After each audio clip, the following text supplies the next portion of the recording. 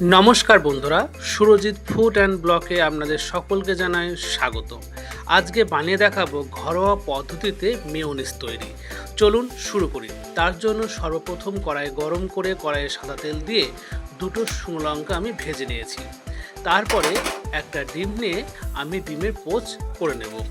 আপনারা বেশি করতে চাইলে ডিমের সংখ্যা কিন্তু বাড়াতে পারেন। ডিমটাকে আমি হালকা করে ভেজে নেব এবং সেটাকে একটু উল্টিয়ে নেব। আপনারা কাঁচা অবস্থাতেও কিন্তু মেয়োনিজ করতে পারেন। আমার ভিডিওগুলি ভালো লাগলে অবশ্যই লাইক, কমেন্ট, শেয়ার করে পাশে থাকবেন আর চ্যানেলটি সাবস্ক্রাইব করতে ভুলবেন না।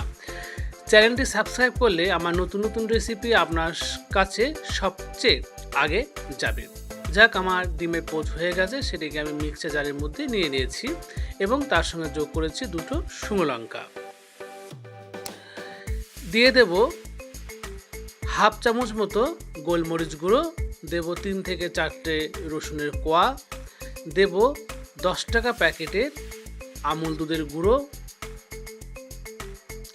এবং যোগ করব হাফ কাপ মতন লিকুইড দুধ, দেব 2 থেকে 3 টেবিল চামচ মতো টমেটো কেচাপ, দেব সামান্য পরিমাণ লবণ,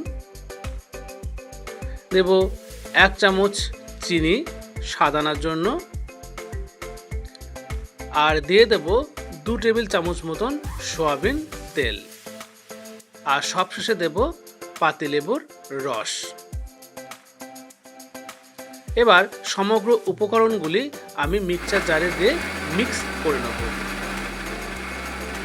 একটা স্মুথ পেস্ট কিন্তু এখানে তৈরি হবে। যাক, আমাদের পেস্ট করা হয়ে গেছে এবং রেডি হয়ে গেছে আমাদের মেয়োনিজ তৈরি। চলুন দেখি এবং জিনিসটা কেমন হয়েছে।